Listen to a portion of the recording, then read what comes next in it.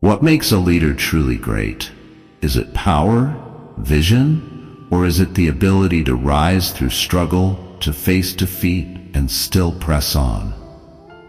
Before he became the first president of the United States, George Washington faced defeat, doubt, and overwhelming odds.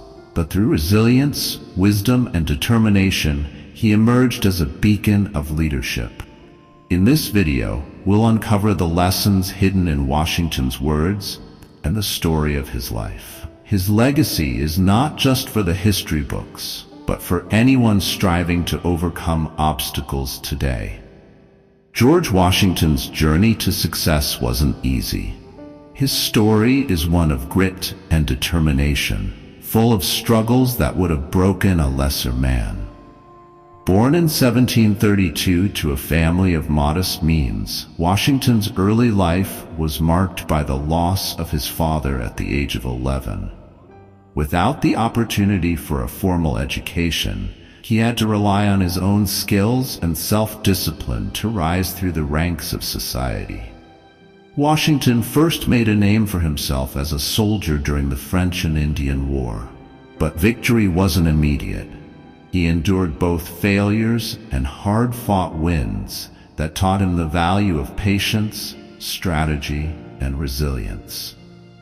Perhaps his greatest test came at Valley Forge during the winter of 1777. Washington's army was cold, hungry, and on the verge of collapse. Yet, through his leadership, they survived one of the darkest moments of the American Revolution, emerging stronger and more unified. It was Washington's refusal to give up that led to victory. Even after years of setbacks, he remained committed to the cause of liberty, embodying the idea that true leaders persist when others might falter. Washington's leadership was not only defined by his actions, but also by his words. His wisdom continues to inspire generations. Here are George Washington's most profound quotes, divided into themes that reflect the core of his philosophy: leadership, freedom, integrity, and responsibility. Discipline is the soul of an army. It makes small numbers formidable, procures success to the weak and esteem to all. It is better to offer no excuse than a bad one.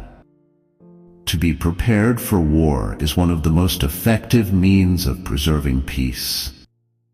The harder the conflict, the greater the triumph. Associate with men of good quality if you esteem your own reputation, for it is better to be alone than in bad company. Leadership is not about titles, positions, or flowcharts. It is about one life influencing another. We should not look back unless it is to derive useful lessons from past errors, and for the purpose of profiting by dearly bought experience. Real men despise battle, but will never run from it. Liberty, when it begins to take root, is a plant of rapid growth. If freedom of speech is taken away, then dumb and silent we may be led, like sheep to the slaughter. The preservation of the sacred fire of liberty and the destiny of the Republican model of government are justly considered as deeply, perhaps as finally staked on the experiment entrusted to the hands of the American people. Government is not reason, it is not eloquence, it is force. Like fire, it is a dangerous servant and a fearful master. The time is near at hand which must determine whether Americans are to be free men or slaves. The tumultuous populace of large cities are ever to be dreaded. No man should scruple or hesitate a moment to use arms in defense of so valuable a blessing as liberty. Truth will ultimately prevail where there is pains to bring it to light. Few men have virtue to withstand the highest bidder. Labor to keep alive in your breast that little spark of celestial fire, called conscience. It is better to be alone than in bad company. I hope I shall always possess firmness and virtue enough to maintain what I consider the most enviable of all titles, the character of an honest man. Human happiness and moral duty are inseparably connected. A reputation once broken may possibly be repaired, but the world will always keep their eyes on the spot where the crack was. Honesty is the best policy. The basis of our political system is the right of the people to make and to alter their constitutions of government. Guard against the impostures of pretended patriotism. Observe good faith and justice toward all nations. Cultivate peace and harmony with all. Let us raise a standard to which the wise and honest can repair. The rest is in the hands of God. I walk on untrodden ground. There is scarcely any part of my conduct which may not hereafter be drawn into precedent. To contract new debts is not the way to pay old ones. The great rule of conduct for us in regard to foreign nations is in extending our commercial relations to have with them as little political connection as possible. To be prepared for war is one of the most effectual means of preserving peace. There is nothing so likely to produce peace as to be well prepared to meet the enemy. My first wish is to see this plague of mankind, war, banished from the earth. If we desire to avoid insult, we must be able to repel it.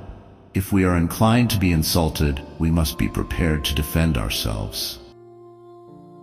A little patience and forbearance may bring a great reward. The best and noblest gifts of humanity cannot be the monopoly of a particular race. Let your heart feel for the afflictions and distress of everyone. We can complain because rose bushes have thorns, or rejoice because thorns have roses. In politics, as in religion, it is equally absurd to aim at making proselytes by fire and sword. The future state of the Union is, I fear, fraught with great difficulty, and must depend in a great measure on the conduct of those who shall succeed us. If we do not lay out ourselves in the service of mankind, whom should we serve? To be good and to do good is all we have to do.